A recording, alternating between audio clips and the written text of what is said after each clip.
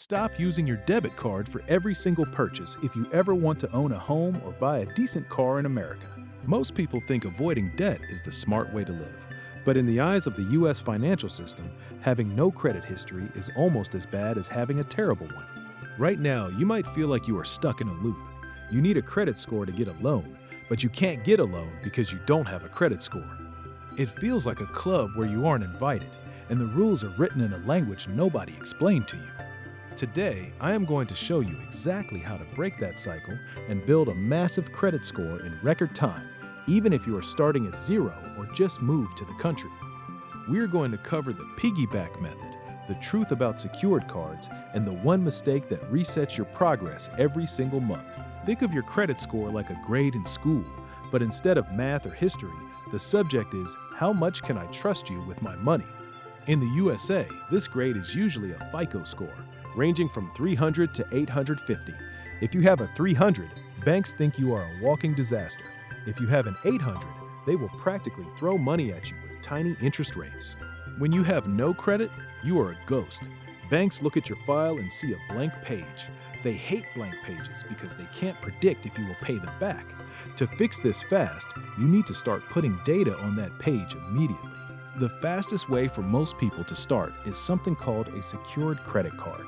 A secured card is like a credit card with training wheels.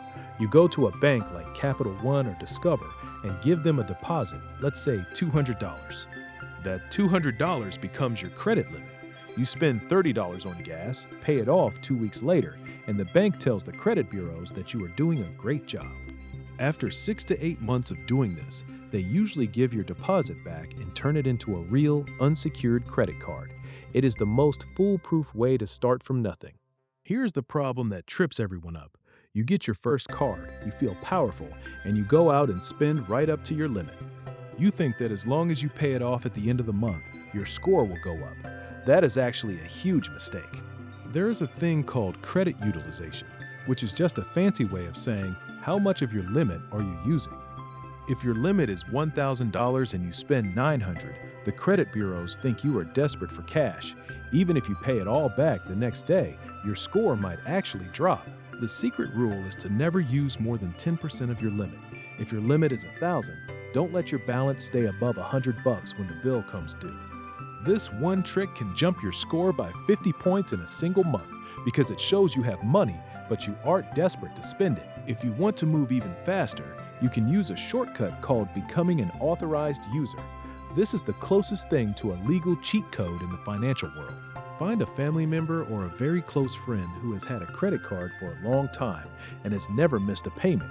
Ask them to add your name to their account as an authorized user. Here's the best part. You don't even need to hold the physical card or spend a single penny of their money. Because their name is linked to yours, their entire history of on-time payments suddenly shows up on your credit report. If your mom has had a card for 15 years and always pays on time, you suddenly look like you have 15 years of perfect history. I have seen people go from having no score at all to a 750 in 30 days just by doing this. Just make sure the person you choose is responsible, because if they miss a payment, it hurts your score too. Once you have these accounts open, the game becomes about two things: timing and patience. Never ever miss a payment.